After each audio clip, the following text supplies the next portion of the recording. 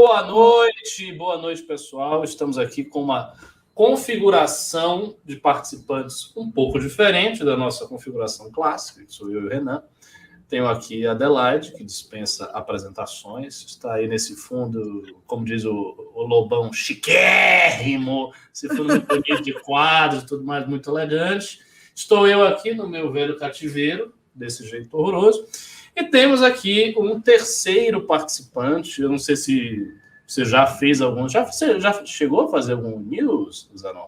No MBL News não, mas já participei daquele outro que tinha 1h da tarde, na época da eleição. Pois é. Estamos aqui com o Gabriel Zanon, que é um militante do MBL. Assim, ele tem essa carinha, né, de menino para ser jogador de videogame e tal, mas este rapaz tem um dos melhores discursos da atualidade, um menino muito eloquente, muito capaz, e está na iminência de se tornar vereador da cidade de Itajaí, correto? Isso. Vereador da cidade de Itajaí com quantos anos? 19. Com 19 anos. O menino de 19 anos será vereador, já é uma figura conhecida nas redes sociais, já tem um discurso muito bom, acompanha a política há muito tempo, tem uma militância ativa com 19 anos. Então você que está aí achando, eu tenho 23, eu estou de boa. Não, você já está velho, você já está velho. Tem que ser rápido. Não, mas você, Adelaide, você tem tantas realizações no seu currículo que não dá para falar. Eu estou falando assim, o pessoal que está com 22, 23, começando, diz, mas eu estou muito novo para fazer certas coisas, eu estou começando ainda, nada disso. Menina aí, 19 anos já vai ser vereador, mas a gente vai voltar nisso depois da nossa pauta. Esse título aí que eu coloquei, que é um título bastante sensacionalista, muito ao gosto dos títulos do Renan, é um título absolutamente verdadeiro. Hoje a gente está com um conflito grave, muito grave, entre o governo federal e o governo de São Paulo, porque o Bolsonaro simplesmente resolveu confiscar o kit de intubação que viria para os hospitais paulistas. Então, você tem uma série de indústrias, de empresas fazendo os itens necessários para esse kit, e o governo federal, muito provavelmente, alegando uma questão de competência, dizendo que cabe ao governo federal organizar os esforços de distribuição de todos os kits, de todos os itens referentes à pandemia, que cabe ao governo federal organizar a logística para combater a pandemia, alegando esse tipo de coisa, confiscou os kits do governo de São Paulo. O nosso Arthur Duval, Mamãe Falei, já entrou de pronto, de imediato, com um pedido de impeachment contra o Bolsonaro, em razão disso. Não sei se isso vai passar, assim, a gente já sabe que são muitos e muitos pedidos de impeachment que estão acumulados na mão do senhor Arthur Lira, e ele não tem nenhum interesse, nenhuma vontade política de fazê-los prosseguir. Então, não é certo que esse pedido do Arthur vá ter algum tipo de relevância prática, mas é um gesto de extrema importância, porque o que vocês estão lendo no título é a pura verdade. Bolsonaro está, no presente momento, matando paulistas, porque ele confiscou os kits de intubação que vêm para o estado de São Paulo. Esta é a situação, alegando questão de competência nacional. O que não cabe, porque a gente sabe que desde o princípio da pandemia, a logística em termos nacionais foi um lixo, foi uma total e absoluta negação. Isso assim, é indiscutível, né? A maneira como o presidente cuidou de toda a questão, né, dos ministérios da saúde, do Ministério da Saúde, que tem vários ministros da saúde se sucedendo uns aos outros, enfim, foi péssima, e então não caberia nenhum tipo de alegação de que, não, há uma questão, uma esfera de competência nacional, e essa esfera de competência nacional me permite pegar esse kit de intubação. Isso enfim, é um absurdo total. Eu queria aqui passar a bola para a Adelaide e saber qual é a sua opinião sobre essa nossa primeira pauta. Essa pauta é um absurdo, infelizmente, o título sensacionalista condiz absolutamente com a verdade, e é mais uma daquelas, eu vou ser boazinha, eu vou chamar de palhaçada do governo Bolsonaro, porque assim, em agosto, Não sei por que cargas d'água, em algum momento, provavelmente algum terraplanista, talvez um chamado Terra, teve uma ideia de que a pandemia estava acabando. Foi oferecido ao governo, na época, agosto do ano passado, julho do ano passado, foi oferecido a vacina do Butantan, a Coronavac, foi oferecido a vacina da Pfizer, e ele falou que não tinha pressa, não sei se vocês lembram disso, que não tinha esse afogadilho, porque estava no fim a pandemia, né? Nesse mesmo raciocínio, ele cancelou a importação que estava sendo feita regularmente pelo Ministério da Saúde de medicamentos para complementar a produção nacional, porque naquele momento, e depois nós descobrimos que muito mais aí, dali em diante, era necessária a complementação da produção nacional, porque a demanda estava muito alta por esses kits, por esses remédios de intubação. Em agosto, ele, não sei por que cargas d'água, são coisas que saem da cabeça dele, ou daquele gabinete louco, que é lá onde ele trabalha, a pandemia está acabando, deixa isso para lá, não precisa comprar vacina, não precisa fazer distanciamento social, está tudo certo, e cancela esse negócio de kit intubação aí, que eu não sei nem para que serve. Foi mais ou menos assim o negócio, né? Cancelaram. Até hoje, apesar das inúmeras cobranças, né, de outros agentes públicos e da imprensa, o Ministério da Saúde não explica por que parou com o fornecimento, com a compra usual de um estoque regulador que ele parou de comprar em agosto. Bom, aí veio a piora da pandemia e ele resolveu o problema da maneira bolsonariana de se resolver o problema. Ele foi lá, porque tem um germen, né, dentro dele de ditatorial, e ele foi lá e confiscou tudo.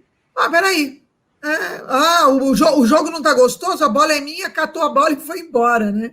Aquele moleque voluntarioso. E ele simplesmente hoje está usando, como ele usa tudo, os recursos federais, as emendas e tudo que ele pode de força política, e ele inclui na força política também o fornecimento de medicamentos, ele fornece para quem ele bem entende, para quem dá na telha dele, e, infelizmente, o povo paulista não está no radar dele, porque ele tem uma querela ali com o governo do Estado. Ou seja, o povo paulista paga impostos, né, ajuda a sustentar 40% dos impostos são de São Paulo, né, ajuda a sustentar o da mas na hora que precisa, o dinheiro vai e não volta, os insumos vai e não voltam. E é isso que está acontecendo hoje. Então, hoje, o governo de São Paulo e o governo de todos os estados não estão podendo comprar da iniciativa privada, como o faziam normalmente, né? Todas as programações de entrega foram canceladas, porque o governo requisitou toda a produção. Então, hoje, os governos estaduais e municipais estão de mãos atadas, sem poder fazer as compras, porque o governo Bolsonaro deu na telha, parou de comprar e resolveu confiscar a produção nacional. É isso que a gente está vivendo. Durma com barulho desse e, pior, né? Consiga conviver com esta ameaça, mais essa ameaça sobre nossas cabeças, que antes era não conseguir um hospital ou não conseguir oxigênio, e agora, tendo hospital e tendo oxigênio... O Renan está onde? O Renan saiu de férias, sequestraram o Renan. É o seguinte, o Renan tem uma reunião especialíssima aí, ultra secreta, daquelas reuniões que o Renan costuma ter, e por isso ele não está aqui no News. Mas vocês precisam nos dar o apoio. Então, por favor, deem um like na live. Está tendo gado hoje. Por incrível que pareça, está tendo gado hoje. Acho que foi o título, né? Eu botei Bolsonaro mata paulistas. Então, o gado está feroz aqui nos comentários. Está dizendo que isso é fake news. Isso é tudo mentira. Fanfic. Ironizando. Título realista. Olha, não tem nenhuma fanfic e não tem nem mesmo um exagero. Esse título não é sequer exagerado. O raciocínio, amigo, você que está assistindo aí, você que é gado ou não é, o raciocínio é muito simples, muito claro e muito óbvio. Se você tem um governo federal que não cuida e não cuidou da logística da pandemia, que vai confiscar um kit para o sujeito ser entubado no hospital, então ele está praticamente matando as pessoas, é óbvio. Porque vai ter um bocado de paulista, como já tem, que vai ser internado, que vai precisar do kit, não vai ter o kit, porque está confiscado, supostamente para ser distribuído pelo Brasil todo, mas a gente sabe que a logística da pandemia para o Bolsonaro é um lixo, é terrível. Então a situação é esta. Por um efeito indireto, veja, eu não estou dizendo que Bolsonaro intencionalmente quer matar os paulistas, que ele odeia os paulistas, não é isso. Mas por um efeito indireto, porém muito próximo causalmente, o resultado é a morte das pessoas que estão no hospital e que não vão receber o kit. Então o título não é uma fanfic, o título é uma realidade. O Mamãe Falei, o Arthur, entrou com pedido de impeachment por conta disso. O João Dória, recentemente, governador de São Paulo, falou que era um erro gravíssimo que estava acontecendo. Então, nós estamos noticiando a realidade. Isso é a realidade atual. Essa é a pauta mais importante que nós temos hoje. Porque infelizmente, né? Infelizmente, mas é a realidade. Os kits estão sendo confiscados. Então, não tem fanfic aqui. Isso é verdade. Enfim, deem um like aí, mandem pimbas, estou vendo que não tem pimba nenhum. Aí fica, o Renan vai aparecer. Ele não vai aparecer hoje, mas outro dia ele vai aparecer. Enquanto ele não aparece, pimbem, mandem os seus comentários e mandem o seu like. E agora eu vou transferir aqui a palavra para o Gabriel Zanon. Mas eu vou fazer uma pergunta para você, Gabriel, muito mais abrangente, porque a gente está aqui no News há muito tempo analisando todos os aspectos do governo Bolsonaro. O nosso grande passatempo no News é analisar o governo Bolsonaro, a terceira via, as posições políticas dos diversos agentes. A gente faz isso desde sempre. Só que eu nunca vi você falar sobre isso, não porque você não fale, mas porque eu não vi. Então, eu queria que você desse a sua opinião sobre o governo Bolsonaro, como ele está, qual é a relação que ele tem com os governadores, e abordasse esse tema particular do kit como um exemplo geral. Ou seja, qual é a sua análise do governo Bolsonaro? Fala aí. Até porque, veja só, o pessoal já está dizendo que você é o novo Carmelo. Então, já está dizendo, esse Carmelo, o Carmelo chegou. Enfim, se coloque aí, eu acho que vocês vão ouvir algumas opiniões bem diferentes das que o Carmelo tem. Não, Ricardo, obrigado pelo convite, Adelaide. Para mim é muito bacana estar aqui. Na verdade, eu já participei uma vez em 2019, ainda antes da pandemia. Foi bem bacana participar e de lá para cá me candidatei e agora eu vou assumir como vereador aqui em Itajaí. Então, fico muito feliz pelo convite. A questão dessa confisco em relação aos remédios para intubação demonstra o caráter ditatorial, centralizador que esse presidente tem e também a falta de planejamento do governo federal em toda essa pandemia. Isso a gente viu também com a recusa de compra, com a não compra de vacina da Pfizer no tempo certo. Então, demonstra a falta de planejamento, falta de respeito que o governo federal tem, que a União tem, com relação à pandemia. Um governo que não leva a sério a pandemia, isso não é novidade para ninguém, e essa penalização em relação aos paulistas é muito grave. Mais uma vez, a falta de gestão, a falta de planejamento do governo federal dessa vez penalizando os paulistas e prejudicando a saúde dos paulistas. O governo federal ele atua sempre em conflito, o Bolsonaro ele atua sempre em conflito com os governadores, seja uma hora por motivo político, porque ele acha que o Dória vai ter mais popularidade que ele, seja outras, também por motivos políticos, porque o determinado governador não apoia ele, ou porque outros traíram ele, como é o caso do governador aqui de Santa Catarina, que agora está afastado. Então, eu acho que a Adelaide ela foi muito precisa, demonstra um caráter ditatorial, centralizador. A gente vive numa federação, mas o Bolsonaro ele prefere que o poder seja concentrado na mão dele. E o poder concentrado na mão do governo central, concentrado na União, ele é sempre mais ineficiente do que um poder descentralizado, distribuído para estados e municípios.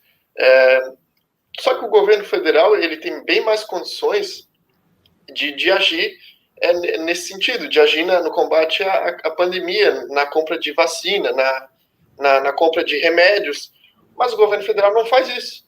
E aí pega do estado que faz, que é o estado de São Paulo, o estado que tem se preocupado em relação à pandemia. Podemos ter críticas, sim, mas é um estado que se preocupou em trazer a vacina no tempo certo e essa questão dos remédios. Então, não tem explicação, né? Fazer a população de São Paulo sofrer sem remédio para intubação, porque o governo federal simplesmente não faz a sua parte. Essa é a minha posição. Eu acho que em relação aos governos estaduais também é uma falta de destreza política, uma falta de coordenação. Nesse sentido, a minha fala. Perfeito. Eu queria lhe fazer uma outra pergunta, aproveitando aí que você desenvolveu a sua opinião. É o seguinte: muita gente que está, inclusive, aqui nesse chat está muito interessada em saber qual a solução. Hoje a gente tem um paradoxo que é a situação política, em que há duas figuras muito fortes, mas que são rejeitadas por boa parte do eleitorado. É o Lula e o Bolsonaro. O Lula e o Bolsonaro se retroalimentam. Um representa um projeto que falhou lá atrás, o outro representa um projeto que está falhando agora. E, embora exista, da parte de milhões de eleitores, uma rejeição quase instintiva a Lula ou Bolsonaro, eles dois são os mais cotados para estarem no segundo turno das eleições de 22.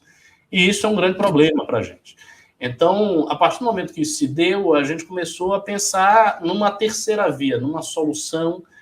Hoje o nome do Danilo Gentili cresceu muito nesse sentido, porque o Danilo tem um discurso bastante forte contra o PT, contra as esquerdas, contra o domínio de uma imprensa falsificadora e que imputa aos outros a alcunha de fazer fake news. Enfim, ele tem um discurso muito forte nesse sentido e também tem um discurso muito forte em condenar o Bolsonaro e criticar o governo onde ele merece ser criticado, ou seja, praticamente em tudo. Então, o Danilo é essa figura que tem esse discurso, mas não só ele tem esse discurso. A gente vê esse discurso também com o Amoedo, a gente vê um posicionamento que é muito mais cauteloso, porém vai também nesta linha, converge com essa aspiração que é o posicionamento do Moro, embora ele tenha essa cautela de não se colocar, enfim, não se dizer. Então, eu queria saber de vocês, Zanon, qual é a sua avaliação de uma terceira via no Brasil? Você acha possível? Como deve fazer? O que a gente deve fazer para viabilizar isso? Enfim. Assim, Ricardo, obviamente ela tem que ser feita. Se a gente não tiver uma liderança nacional para concorrer no pleito de 2022, todos os outros candidatos que vêm embaixo vão ser prejudicados e o nosso resultado eleitoral pode ser ruim por causa disso. Porque os extremos, eles estão dados. Bolsonaro e Lula, eles têm um discurso forte, tanto um como o outro, e a nossa união de centro, vamos dizer assim, ela não tem hoje um discurso forte. Começou a ter com o MBL, obviamente, mas o MBL hoje não tem uma figura para ser o candidato a presidente, o Kim não tem idade, o Arthur vai concorrer ao governo de São Paulo, o Gentili seria esse nome, resta a gente saber se o Gentili vai realmente ser candidato, ou se só está brincando, mas eu acho que seria um baita de um nome, seria um nome que daria força para essa disputa, e resta saber se o Novo vai saber compor para estar junto com a gente nesse processo eleitoral do ano que vem, né? Porque o Novo, hoje a gente vê a figura do Amoedo indo bem, se posicionando, tendo um discurso mais forte. O Amoedo, na época da eleição de 2018, as pessoas falavam que ele não tinha um discurso forte, que por isso nem iam votar nele, iam votar no Bolsonaro, que precisava de um cara mais aguerrido. E eu vejo que o Amoedo evoluiu muito nesse sentido. O discurso dele se tornou mais contundente. Só que o Amoedo ele não está sabendo, na minha visão, e eu tenho muito contato com o pessoal do Novo, deputados estaduais, vereadores aqui de Santa Catarina, deputados federais. O Amoedo ele não está sabendo liderar o partido, né? Ele perdeu a liderança do partido. Hoje ele não é visto como líder pelos deputados federais. Ele comprou uma briga com os deputados federais do Novo, ao invés de agregá-los, e aí a gente pode discutir por que ele comprou essa briga, se tem razão, não tem, mas o fato é que ele não tem mais a liderança no Novo.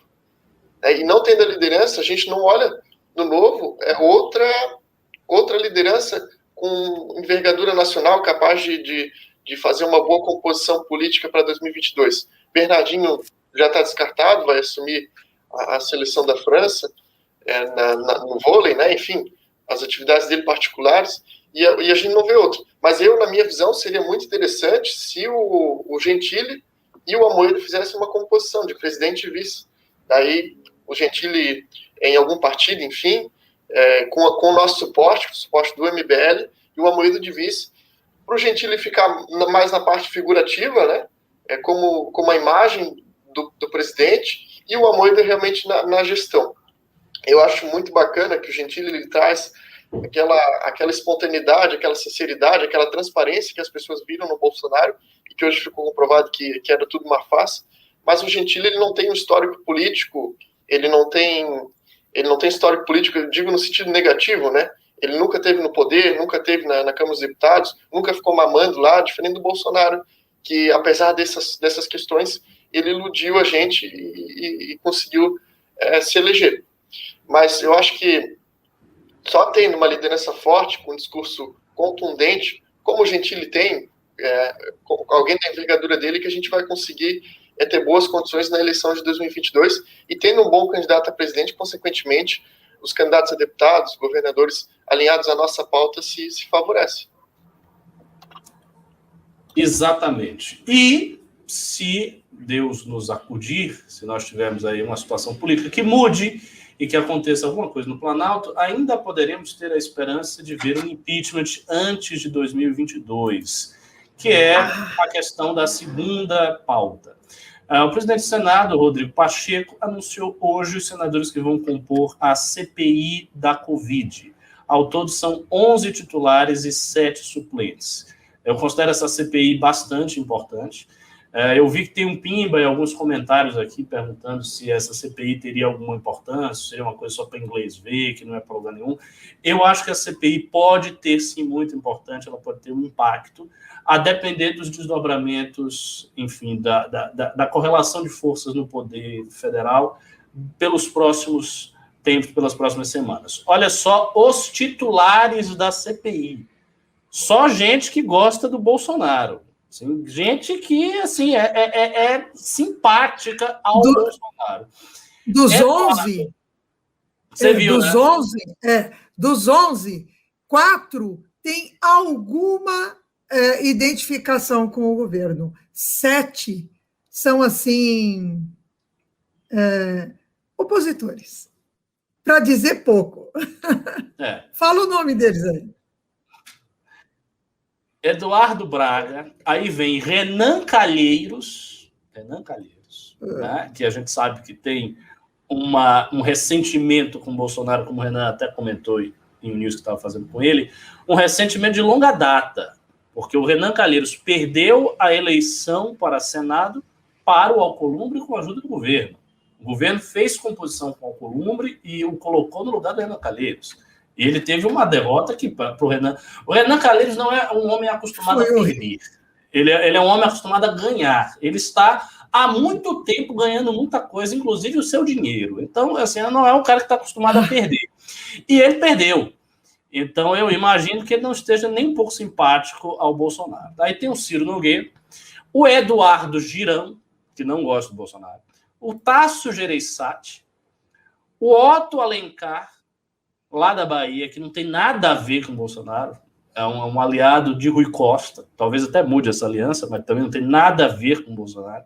Omar Aziz, que eu francamente não conheço quem é, o Marcos Rogério, o Jorginho Melo, Humberto Costa, do PT de Pernambuco, e o Randolfo Rodrigues, que o Bolsonaro disse que ia meter a porrada na cara dele. Então, esta é a situação. É um cara que Bolsonaro disse que ia meter a porrada, outro que Bolsonaro tirou a presidência do Senado dele, se articulando com Alcolumbre, outro um aliado de um governador petista, um petista.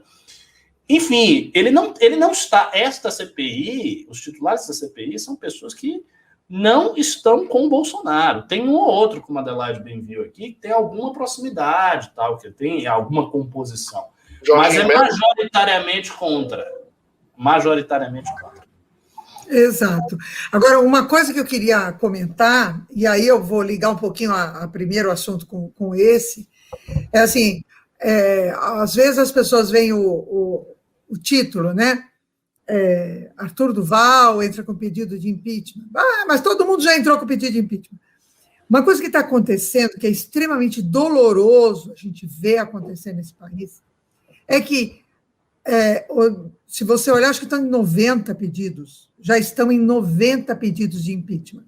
Se você for lá, tem alguns fraquinhos, tem alguns, mas a grande maioria dos pedidos se referem a crimes de responsabilidade, sim, do governo Bolsonaro.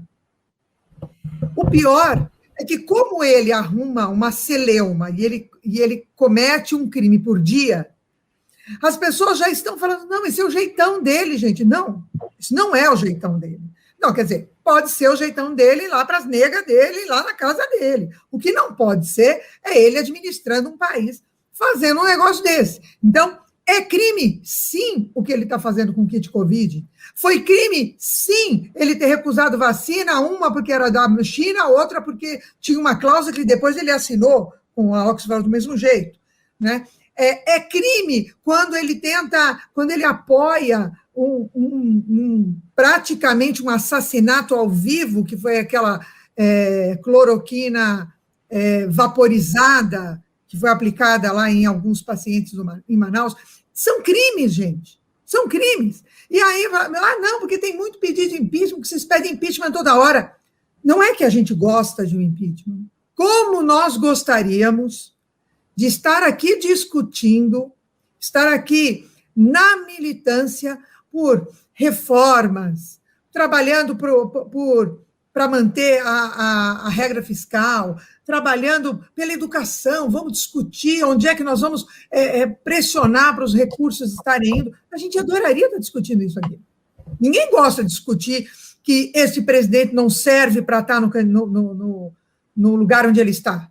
Ninguém gostaria de estar discutindo isso aqui. Não é prazeroso para ninguém estar colocando pedido de impeachment, porque tem gente morrendo e ele não dá importância. Isso não é...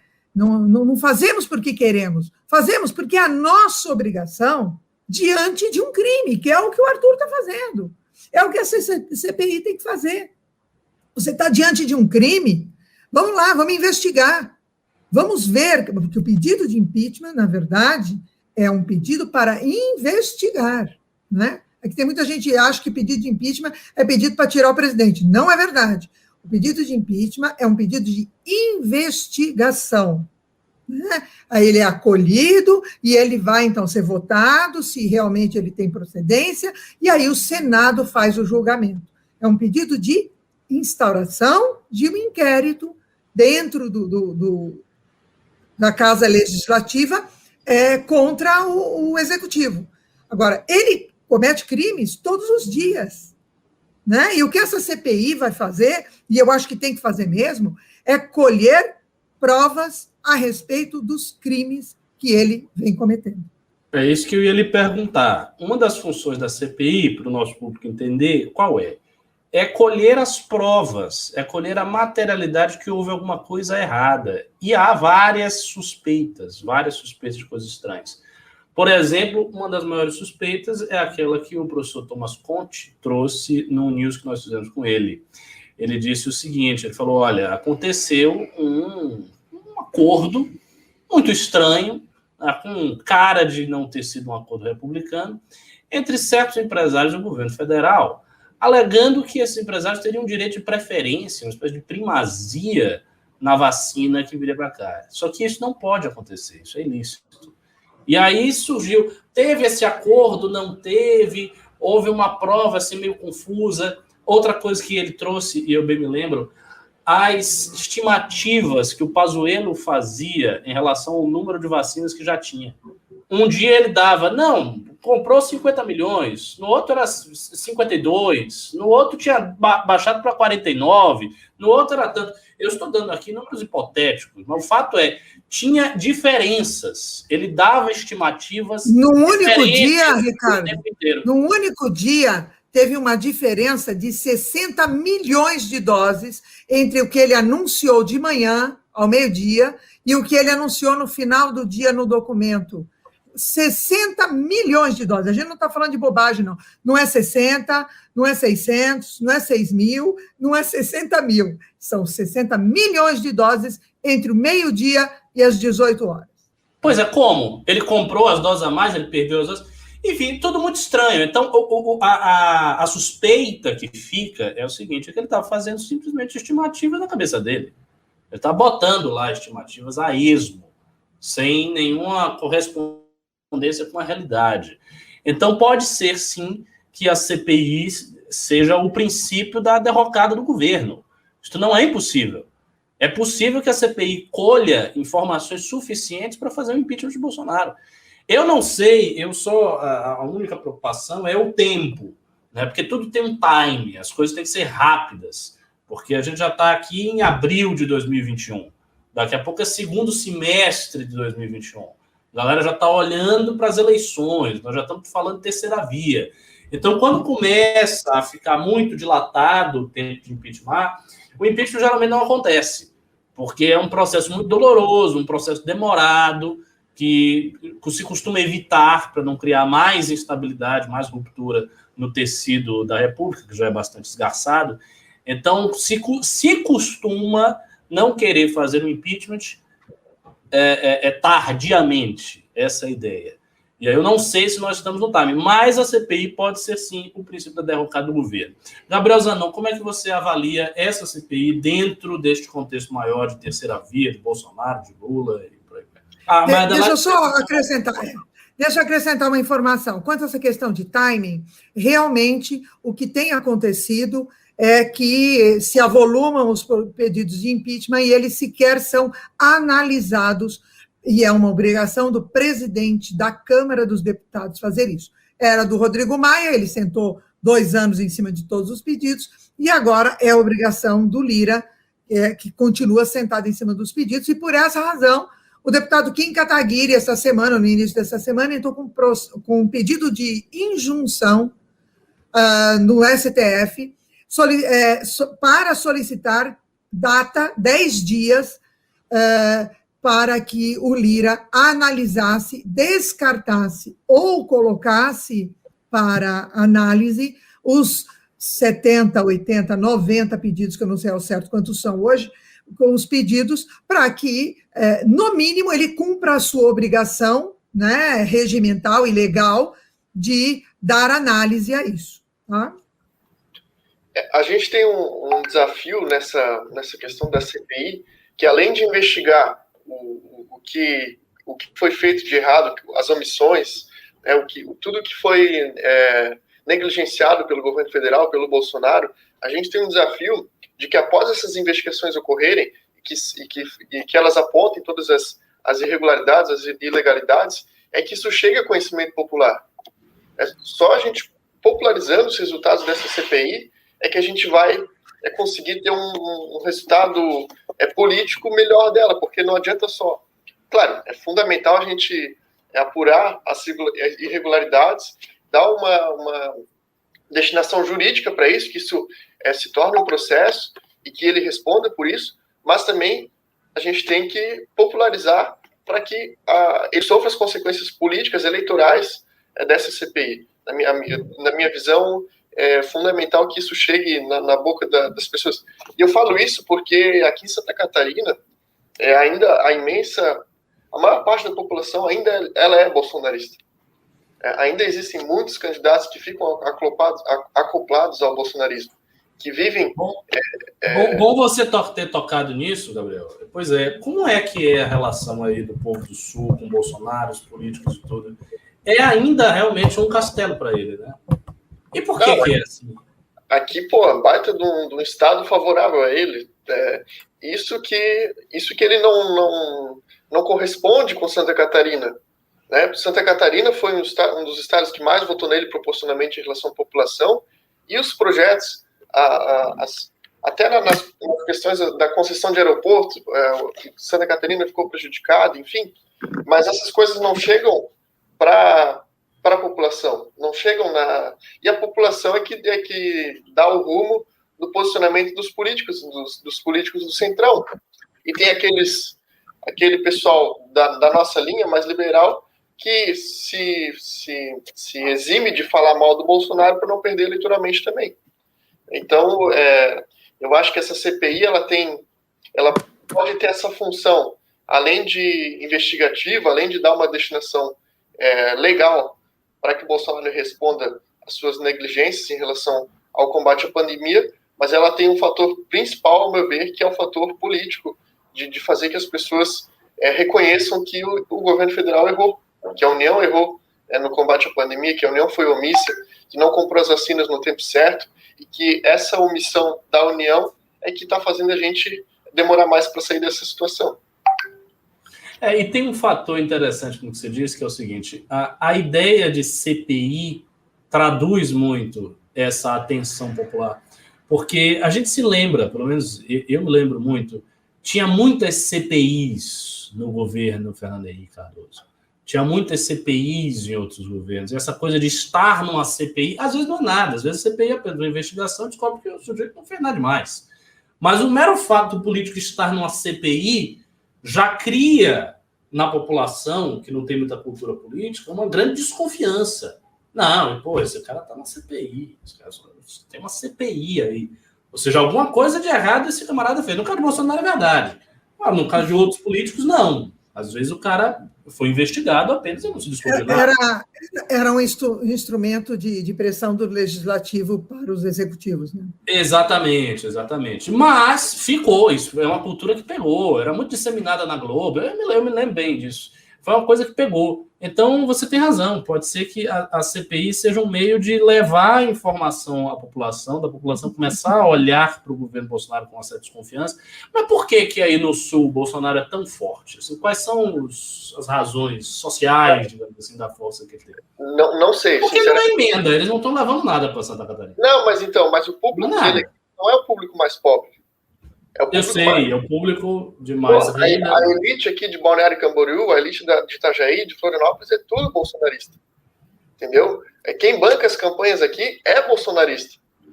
Né? Eu tenho, eu tenho muitos amigos que inclusive me apoiaram na campanha, são bolsonaristas.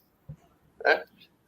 Por quê? Não sei, cara, sinceramente não sei. Alguns têm proximidade com o governo federal, tem bom contato com eles, acho que por isso se sentem prestigiados e aí mantém essa relação boa com o governo federal, mas que não deveria ser assim como São Paulo, Santa Catarina é uma das mais prejudicadas em relação ao Pacto Federativo, um dos estados que mais dá dinheiro para a União e que menos recebe de volta, agora foi prejudicado na questão da concessão de aeroportos em relação ao aeroporto de navegantes. Eu estou falando de uma pauta específica, mas só para exemplificar, como a União, o governo Bolsonaro, ele é omisso em relação ao nosso estado também, assim como é em relação a São Paulo, né? Então é inexplicável, sinceramente não sei por que a elite daqui, e consequentemente isso espalha para a população em geral, por que eles são tão complacentes, por que eles ainda passam a mão na cabeça do Bolsonaro? Quando essas pessoas que você tem contato são bolsonaristas, defendem o presidente, o que eles alegam? Quais são os argumentos principais? Cara, vamos lá. Porque eles alegam alguma coisa? Não, sim, sem dúvida. Na questão tenho amigos vereadores, vereador em Brusque, por exemplo, um amigo meu, na cidade do Luciano Hang. O Luciano Hang é outro também, enfim. Na cidade do Luciano Hang, os vereadores lá, o que falam? O Bolsonaro não comprou a vacina da Pfizer, mas ele também não poderia comprar, porque senão a esquerda ia falar que elas não estavam legalizadas. Aprovadas pela Anvisa. Isso, aprovadas pela Anvisa. Então, eles criam essas narrativas para justificar os erros do Bolsonaro. Mas todo mundo sabe que o cara é um jeca, que o cara é um tapado. Todo mundo reconhece isso. Todo mundo reconhece isso. Não, sim. Mesmo os bolsonaristas. Ele é burro, mas é o nosso burro. O burro que tá na direita. Podia ser um burro da esquerda. Pelo menos um burro do gado. O burro que atende no telefone, entendeu? É assim. É isso? Pô, tu pega uns milionários aqui de Balneário Camboriú, fico feliz da vida que falaram com o Bolsonaro, que conseguiram uma reunião com o cara. Isso representa o quê politicamente para nós? Nada. Não nos ajuda em nada. Na vida prática, né? Na vida prática. O que depende? Não. Então, assim, cara, por isso que eu digo, a CPI ela tem que chegar na população. E eu não digo só o nosso público do MBL, tem que estar na TV, entendeu? Sim, o povo tem que ver que o Bolsonaro está sendo investigado na CPI porque ele foi omisso, porque ele foi negligente, porque ele errou em relação à pandemia, e a economia só está quebrando porque o governo federal não fez sua parte. Não adianta só o governo de São Paulo fazer sua parte, e eu não estou falando aqui no lockdown, estou falando na compra de vacina. Não adianta só o governo federal fazer sua parte e a União não fizer nada, porque daí lá no Nordeste, lá no Norte, em outras regiões do país, a pandemia não vai ser superada. Né? E ela não sendo superada, a economia não se recupera. Então, e aí esses empresários também se ferram. Então, assim, mas desde antes deles terem essa atenção do Bolsonaro, eles já eram bolsonaristas. Então, no fundo, o que eu acho que leva, e isso eu acho cada vez mais, sempre achei e continuo achando, eu acho que o que leva a essa identificação, cara, é uma identificação de valores, é algo ideológico. Mas não é uma identificação perversa, não é que os caras eles querem todo mundo se lenhe. Essa imagem eu acho exagerada, não acho assim. Eu acho que é uma identificação de valores por Bolsonaro representar a direita. São pessoas que estão muito saturadas de esquerda. Ainda acredita que ele é o direita, né? Ainda tem. Mesmo que não seja um discurso teórico, não é porque o cara é teórico, ele não é teórico, ele não leu nada e tal. Mas ele sente que o Bolsonaro está mais próximo dele do que se botar o Guilherme Boulos. Não. Entendeu? Porque é um comunista, um bosta, um vagabundo, não faz nada. Aí, sei lá, o Boulos sobe ao poder, aí vem um travesti estranho, com um negócio, uma peruca loura na cabeça. Estas coisas estéticas de valores, tá? Eu acho que isso é muito forte no Bolsonaro, e é uma coisa que eu senti, sinceramente, que estava muito represada no Brasil durante muitos anos. Então, quando isso veio com uma torrente total. As pessoas, elas veem o Bolsonaro como alguém que teve coragem de falar o que elas queriam falar. Entendeu? Ele falou, o que a gente sabe, ele falou, não cumpriu, mas eu concordo contigo, no imaginário dessas pessoas, ele ainda representa, ele ainda pratica aquilo que ele falou na campanha. Ele ainda, para o público mais elitizado, ele ainda é liberal. As pessoas tentam derrubá-lo. Sim. A esquerda, o PSOL Kids do MBL, todo mundo tá tentando derrubar o cara, não deixa o cara governar. Como é que ele vai governar bem se não deixa? As privatizações não acontecem porque o Congresso não quer, esse tipo de papo. Né? Então, eu concordo, assim, que ainda tem... Tem quem acredita, né? Sim. Agora, com tanto de estatal que ele já poderia ter extinguido, já poderia ter privatizado sem passar pelo Congresso, essa narrativa não se sustenta de forma alguma. Mas, é assim, a narrativa não se sustenta para nós que sabemos que ele não precisa do Congresso. Mas a maioria acredita que ele precisa do Congresso e cai na conversa que ele precisa. Nós sabemos que não precisa, mas tem gente que cai nessa conversa e sai repetindo indefinidamente a mesma história. Seguinte, pessoal, a gente tem ainda uma pauta, mas chegaram alguns pimbas, não são muitos, mas eu até achei que se vocês pimbaram, pimbem mais. Eu fiquei feliz em ver aqui os pimbas. Temos alguns pimbas. E hoje, como a gente tem mais tempo de programa, ainda está cedo, né? Aí a gente pode dar uma atenção especial aos pimbas que vocês colocarem. Então, façam muitas perguntas sobre tudo. Podem fazer aí perguntas para o Gabriel Zanon, 19 anos, que está sendo prefeito. Já ia dizer que você vai ser prefeito. Tá, vai ser vereador agora lá no Estou profetizando. Você quer ser prefeito no futuro? Talvez sim. A minha cidade aqui é fantástica, cara. Segundo o maior PIB do estado. É muito fácil. Pois é. Beleza, você tem que ser prefeito de Salvador. Pegar um negócio assim, nervoso, entendeu? Mas a gente tem que observar, legislativo e executivo são duas coisas bem diferentes, né? Não, sim, hoje obviamente, que legislativo, até por causa da minha pouca idade, né? Mas fazer um bom trabalho de vereador e, quem sabe, lá na frente e partir para esse desafio, porque, segundo o maior PIB do estado, tem um porto fantástico, uma economia pujante, um dos maiores PIB per capita do Brasil. Então, assim, não é uma cidade difícil de administrar de forma alguma. Seria bem bacana, aliás. E você vai deixar de ser pedra para ser vidraça, viu? Olha só. A Adelaide tá jogando o realismo aqui. Eu só estou incentivando, não estou entendendo. Geralmente eu sou pessimista e a Adelaide incentiva. Não, mas eu não estou sendo pessimista, eu só estou dizendo que são duas competências diferentes. É mais difícil. E que você pode se sentir mais à vontade em uma ou em outra competência, e decididamente deixar de ser pedra para ser vidraça, né? Mas não se esqueçam que o prefeito aqui é o prefeito do ozônio, da ivermectina e da Campos. Tá que fácil. Maravilha, o prefeito que quer meter o ozônio no rabo de todo mundo. O prefeito aqui, na verdade, eles até me cobram, a base do governo me cobra muito que eu só critico. Cara, mas como é que eu vou elogiar um governo que primeiro propõe cânfora para combater a pandemia? Depois ele criou, ele transformou o centro de eventos da cidade, ali no centro da cidade, em ponto de distribuição de ivermectina. Ele gastou uma fortuna, quase 5 milhões, com compra de ivermectina para distribuir para a população. Itajaí virou a referência na época de distribuição de ivermectina. Foi a pioneira no Brasil a começar com essa palhaçada. Depois ele propôs o ozônio no reto. Então não tem explicação as coisas que ele faz aqui. Não tem como eu elogiar quando dá certo. Não tem coisa certa nesse governo. É igual o governo nacional, o governo federal. Uma bosta, né? Enfim, vamos lá. Vamos pegar aqui os pimbas, que o pessoal já está agoniado. Pimba. Bruno Shelby, do R$2. Essa CPI tem cheiro de impeachment ou de pizza? O que vocês acham? Olha, eu achei, vamos ser muito sinceros. Quando falaram da CPI, eu disse, tem cheiro de impeachment. Aí veio a história de, peraí, não é bem assim. Aí vazou aquele áudio do Cajuru, né? O Cajuru é todo sensacionalista, etc. E depois, vamos lá, aí assentaram-se as coisas, e eu acho que tem mais cheiro de impeachment, muito mais cheiro de impeachment do que de pizza, no seguinte sentido. Primeiro, pela composição dela.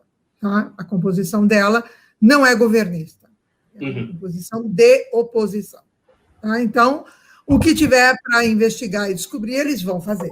Não vai ser passador de pano, não. Não tem cara, pelo menos, de ser passador de pano. E segundo ponto, o governo tentou muito colocar dentro dessa mesma CPI os governadores e os prefeitos. Só que, constitucionalmente, isso não é possível, porque constitucionalmente, não é prerrogativa do Senado investigar governador e prefeito. Tanto que aqui em São Paulo haverá uma CPI da Covid para investigar todos os atos do governador e a gente, né, o MBL, recomenda que façam isso em todos os municípios. Porque esse o papel do legislativo. Um dos papéis muito importantes do legislativo é, sim, fiscalizar o executivo. É um dos papéis. Né? Por isso que eu estou brincando aqui, que é a pedra, né? E o outro é vidraça. É o papel do legislativo, que, aliás, aqui em São Paulo, o Rubinho faz muito bem, né? Ele não deixa o prefeito dormir. Tem uma coisa, ele quer saber, ele vai atrás, ele processa.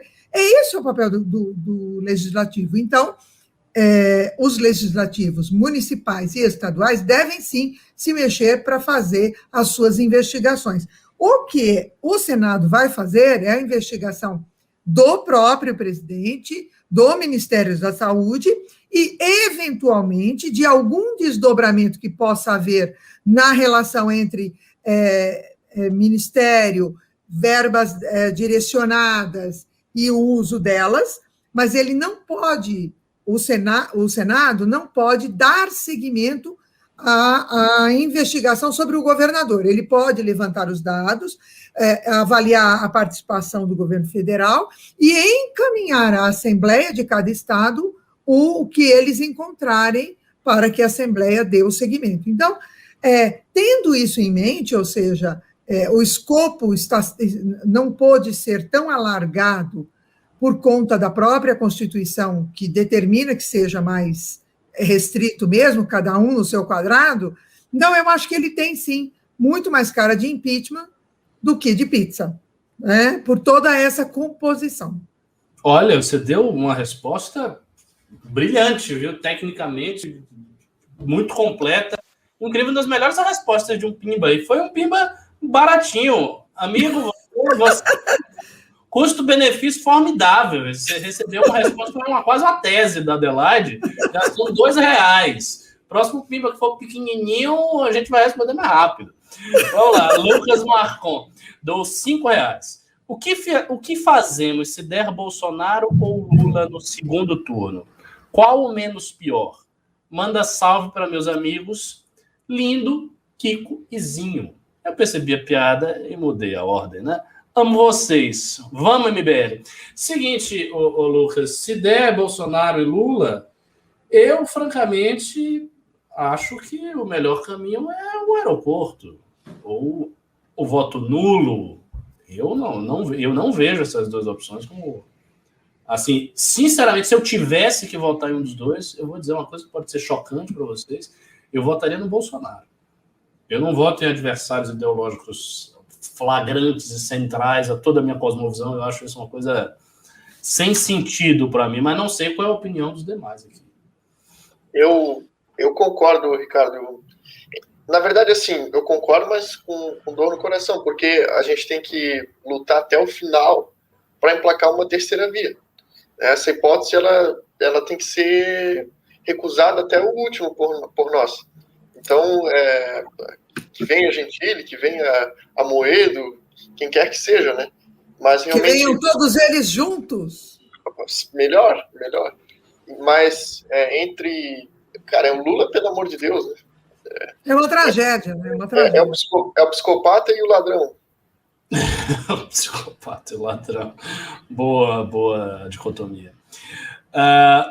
Beni do R$20, Beni 101 do R$20, e perguntou uma coisa aqui. O Vinícius Poit entrou no processo seletivo do Novo para lançar candidatura ao governo do Estado. Acha que a campanha dele pode esvaziar votos do Arthur? Eu acho, e eu comentei isso nos nossos grupos de discussão internos, eu não acho que essa campanha viria em uma boa hora. O Vinícius Poit é um cara capacitado, ele é um bom parlamentar, ele tem várias qualidades, inclusive qualidades de discurso, etc. Mas, assim, o Arthur teve 10% na candidatura para prefeito, né? Assim, foi uma votação muito, muito expressiva. Então, naturalmente, o candidato ao governo da direita é o Arthur, não é o Poit. Isso pela configuração geral das coisas. Ele foi o candidato agora a prefeito. Natural que ele saia de uma candidatura a prefeito e vá para uma candidatura a governo e dispute com um voto e com um tamanho que eu considero maior do que o do Poit. O Arthur tem mais seguidores, ele é uma figura maior, ele é uma figura mais nacionalizada. Como eu disse, ele saiu com 10%. Então, eu acho que sim, pode tirar aí uns 2%, 3% de voto. Não acho muito bacana. A meu ver, a melhor solução para isso seria uma conversa entre eles para uma composição entre o Arthur e o próprio Poit. Não sei se vai acontecer, isso não é da minha alçada, não é do meu poder, mas é o que eu acharia melhor. Vamos lá. Sam Chang, dou R$50. Pô, valeu aí, pimbaço. Ricardo, Adelaide, boa noite. Perguntem para o Zanon o que a Prefeitura de Itajaí fez durante o Covid. Danilo 22, temos que levantar, ele tem apelo popular, já tem nome, dá para levantar. MBL de Joinville também está na briga com a reforma da Previdência de lá, fora bolso. Você já comentou brevemente, quer reforçar o que o cara fez? Diga aí quais foram as medidas dele. Eu já comentei, só fez palhaçada, nada de útil, apesar de que ele é médico, né? Então deveria ter um apelo maior. Ele é médico? Ele é médico. Ele é médico e tava passando ozônio na bunda da galera, sendo médico. Não, ele resolveu o problema. Ele resolveu o problema de respeita a medicina. Parasitas. Ele resolveu o problema de parasitas em toda a cidade. Esse problema não existe mais. Está resolvido isso aí. Mas em relação à reforma da Previdência lá de Joinville, em Joinville a gente elegeu o prefeito do Novo, é um prefeito liberal que está indo bem, está começando no mandato agora, mas mas já propôs uma reforma da Previdência que não mexe só com a alíquota, mexe com outras questões, idade também, adequa a reforma nacional para municipal. Então, a CUT lá está fazendo um barulho do caramba. Parabéns ao Matheus, ao Jonas, que são os nossos integrantes do MBL lá, o Jean, todo o pessoal do MBL lá de Joinville que está trabalhando bem nessa pauta, está fazendo barulho, está criando uma dicotomia interessante lá com a CUT. Um abraço também pro... Tinha mais uma pergunta, não tinha? A pergunta dele. Não, ele falou de Danilo, mas a pergunta mesmo foi essa. Não, beleza. O Bruno Shelby, do R$2. Para o PT não é interessante manter o Bolsonaro? Para o PT não é interessante manter o Bolsonaro. Para o PT é glorioso. Para o PT é vital. O PT chora de alegria quando ele vê o Bolsonaro. Isso é magnífico. E vocês têm que entender o seguinte: para o PT, esta eleição é extremamente decisiva. Ele precisa ganhar a todo custo. Tudo o que o Partido dos Trabalhadores puder fazer nessa eleição, ele vai fazer para ganhar. Por que ela é tão importante, tão mais importante que tudo mais? Porque o PT, a gente sabe, sofreu um revés histórico violento em 2015, 2016, 2017, 2018. Isso significa que, para ele recuperar a sua posição na sociedade, é necessário que ele destrua aquilo que o destruiu, ou seja, que ele conserte o revés histórico, que ele resolva os problemas. Mas ele não vai resolver os problemas fazendo uma autocrítica sincera, isso ele não vai fazer. Ele precisa destruir o que foi construído ao longo desses anos. Do que foi construído em termos de marco assim, significativo, nós temos 3. Eu já falei isso várias vezes em news. A gente tem o impeachment da Dilma Rousseff, a Operação Lava Jato, com a subsequente prisão do Lula, e a eleição do Bolsonaro.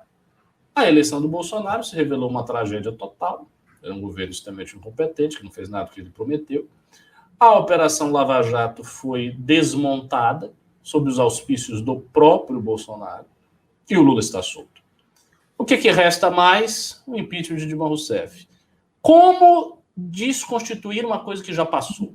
Não dá para eles não impeachmentarem, ou eles voltarem no passado como exterminadores do futuro e resolverem fazer alguma coisa. Isso é impossível, mas eles têm como anular o peso narrativo do impeachment. E como é que você anula o peso narrativo de um impeachment? Voltando ao poder. Você anula este peso voltando ao poder. Se você saiu do poder por conta do esforço concertado, harmonizado, de grupos políticos ideologicamente contrários ao seu, então se você volta ao poder, você está dando um recado. O recado é o seguinte: vocês nos tiraram, mas agora a gente voltou. Tudo o que passou, passou. Tchau. Fique aí no teu canto. Este é o recado. O PT precisa fazer isso. E tem outro detalhe que diz respeito à Lava Jato, que é o seguinte: Lula, ele não está inocentado das alegações, né? Do ponto de vista formal, jurídico, ele não está inocentado. Embora ele tenha uma narrativa muito forte, no sentido de acreditar que ele está inocentado, ele não está. Se essas alegações forem julgadas por um outro juízo, que desta vez seja competente, no entender do STF, de Fachin, etc., ele pode ser condenado. Este é um ponto fundamental.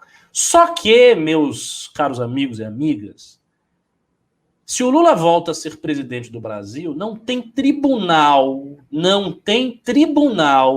neste país que